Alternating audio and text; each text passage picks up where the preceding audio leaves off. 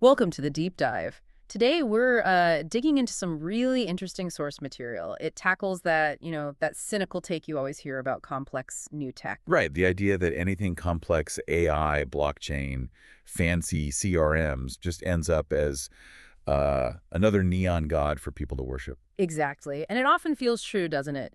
But this source, we built the off-F switch, killing mystery gods, pushes back hard. It does. It argues the problem isn't complexity itself, but something structural. And their goal isn't to attack all faith, but a very specific kind. Yeah, they call it the unverifiable belief masquerading as concrete reality. Mm-hmm. That's the target. Not spirituality, but the kind of blind faith we're forced to put into, say, opaque business systems. Systems that spit out answers, but, well, they can never really show their work, can they? They act like facts, but maybe they're just complex opinions. And that opacity, that lack of proofs, creates this psychological mess the source talks about. When a system gets too complex for anyone to really verify. Like how some new pricing algorithm actually works, maybe? Exactly. Yeah. When you can't verify it, your brain looks for an escape hatch. It defaults to these survival strategies. And the source identifies three main ones. And if you, listening, feel swamped by your company's data systems, you've probably hit one of these. First is just nihilism. Right. Who cares? The output's probably random anyway.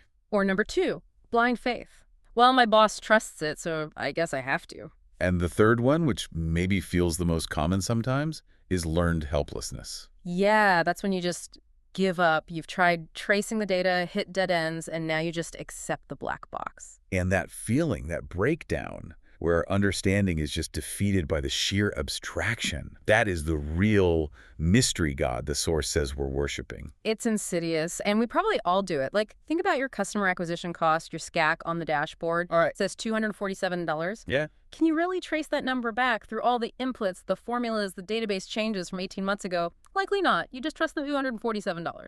Or worse, maybe the definition of a qualified lead in your CRM shifted 6 months back because of some temporary sales push. Uh-huh. The system still runs, the numbers come out, but the meaning has drifted, and now nobody can square the metrics across quarters. It's chaos. So these systems demand faith, not because they're necessarily evil, but just because checking them is, well, it's basically impossible or way too expensive. Which brings us to the first big question, right? These things were built by engineers, people who love logic. So how do we end up here, where faith is required instead of proof? What was the original sin, so to speak? The source points a very direct finger at one moment. Edgar Codd's work in 1970, brilliant stuff, gave us the relational database. Okay. But the key trade-off he made was separating the logical meaning of data from its physical storage. Right. That separation allowed flexibility. You could change servers, update schemas without breaking the application's core logic. It was essential for modern computing. Absolutely essential, an engineering masterstroke. But the source argues it had this massive, unintended side effect. It baked mystification into the system. How so? Well, meaning like, what defines a customer lives up here in the logical layer, and the physics where that data actually sits on disk lives somewhere else entirely. Verifying the connection gets really, really hard. Okay.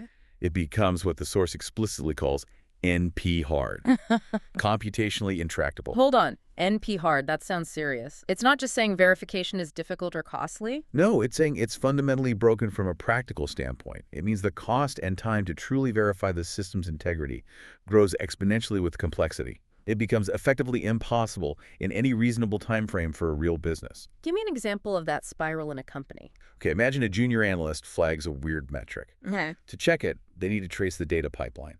That takes a week, maybe. Right. But to verify that pipeline, they need access to the data lake history. It's another 2 weeks, plus approvals. Then to be absolutely sure about the data lake's historical accuracy, they need to dig into the physical database logs from before the last migration. Suddenly, you're talking months and a specialized team. Ah, okay. So the cost of proving the system still means what everyone thinks it means, balloons beyond reason? Precisely. You hit this asymptote. The cost of verification skyrockets. So the organization is forced to stop verifying and just hope. Trust converges into faith. You can't check the abstractions, so you trust the process or the expert who built it. Exactly. The abstractions become holy because of this physics of opacity. That's the core argument about Codd's legacy. Genius, but with this hidden cost. It's a powerful, if slightly depressing, explanation. So this brings us to the proposed solution in the source, Yeah. fractal identity maps, or FIM. How does it claim to undo this half-century-old problem? They frame their approach as the Iconoclasm protocol, and the core idea is almost shockingly simple. You can't have faith in something you can easily prove. Worship seems kind of silly when verification takes seconds, right? FEM aims to make verification trivial, therefore making blind faith unnecessary. How? I mean, every software vendor claims faster insights. What's structurally different here? Is it just brute force computation? That's the key question. Yeah. They claim they achieve it by fundamentally reversing Codd separation. They reunite meaning and physics Reunite meaning and physics. How? through something they call the unity principle. Position, meaning. In their architecture, the physical location of the data is its meaning, inherently. There's no separate logical layer to drift away. Okay, let's contrast the old way, the mystery god protocol, with this FEM iconoclasm protocol. Right, old way. A complex AI denies a loan. You ask why. It may be a vague statistical reason, buried in a 50-page report needing committee sign-off. Verification takes weeks, burns money, and forces everyone to just trust the process. Standard practice, unfortunately. And the FIM way. The FinM way. System denies the loan. You ask why. You click hardware proof. The claim is verification takes constant time. O1, complexity, under 30 seconds, no matter how big the system. Constant time. That sounds almost unbelievable. Going from NP hard, basically impossible, to O1 trivial. How is that even possible? Doesn't that just hide immense computational work somewhere else? That's the natural skepticism, and the source addresses it. They argue the heavy lifting is shifted to the system's architecture, not the verification step itself. Because position is meaning. Verification isn't a complex recalculation. It's just asking the system, where is this data point physically located right now? Which is apparently a very fast lookup. So you're not checking an abstract concept, you're checking a physical coordinate. That's the claim. It fundamentally changes the nature of the query. Let's make this concrete with their boardroom example. The activist investor shows up, asking about AI bias. Okay, old way. CEO stands up, talks about governance, fairness audits, data controls, defending the abstractions, asking the investor to basically trust the black box. Right, a defense based on process and faith. The FEM way. CEO says, good question, let's look together. Pulls up the system, finds the loan decision region, clicks hardware proof. And what does that show? It shows the log of exact memory addresses accessed for that specific decision. And here's the kicker. Protected attributes like race or gender live in what FEM calls a physically orthogonal dimension. Orthogonal dimension, meaning? Meaning physically separate, impossible to access from the coordinates used for the main loan decision factors.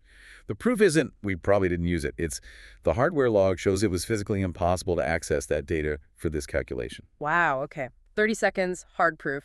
No statistical interpretation needed. That's the iconoclasm, shattering the idol of opacity with verifiable physical truth. That's potent. And the impact goes beyond just one person checking one decision, doesn't it? If everyone can see the same proof. Exactly. That's what the source calls shared reality. It's not just about individual verification. It's about solving the constant organizational arguments that come from everyone interpreting the same vague metric differently. It tackles that organizational schism. Right. The ROI isn't just compliance, it's coherence. If we all agree instantly on what net revenue physically is in the system, we stop arguing about definitions and start solving actual business problems. The source had that analogy. QWERTY for cognition, like reading facial expressions. Yeah, like seeing a smile. The shape is the meaning. You don't need a meeting to define smile. FEMM aims to do that for data. Whereas now, finance has one definition of revenue, sales has another slightly different one they call bookings, ops has a third for bonuses. It's organizational babble because the definitions are just floating concepts. Correct. Detached from physical reality. With FEM, they claim semantic drift, when a definition changes, literally appears as a visible geometric distortion on their data maps. A distort? Yeah. If the meaning of net revenue changes because someone tweaked the calculation, the shape of that concept on the shared map physically warps. Everyone sees it instantly, no interpretation needed. The physics is the meaning shift. So that reverses the asymptote. Instead of verification cost driving us to faith. Trivial verification cost, O1, closes the gap between meaning and physics. Transparency becomes cheap, ubiquitous. And in that environment, mystery gods just can't survive. Faith becomes irrational when proof is instant. Okay, this sounds transformative, maybe even utopian, but let's talk resistance, the obvious critique, this Socratic question. If you give every junior analyst the power to instantly verify everything, Aren't you just sowing chaos, destroying necessary hierarchy, teaching people to constantly second-guess authority? That's the immediate natural reaction, and the source tackles it directly. The argument is, FEM doesn't teach people to question legitimate authority or expertise. It teaches systems to provide evidence. So hierarchy for decision-making for experience still exists? Absolutely. But the basis for disagreement shifts.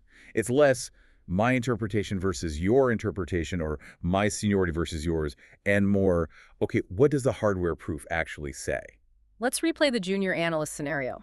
Before FIM, analyst thinks CAC is wrong. VP asks why.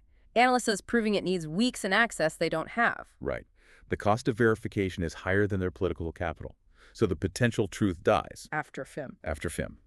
Analyst says, hey, the CAC calculation physically changed shape on the map last Tuesday when marketing updated their feed definition.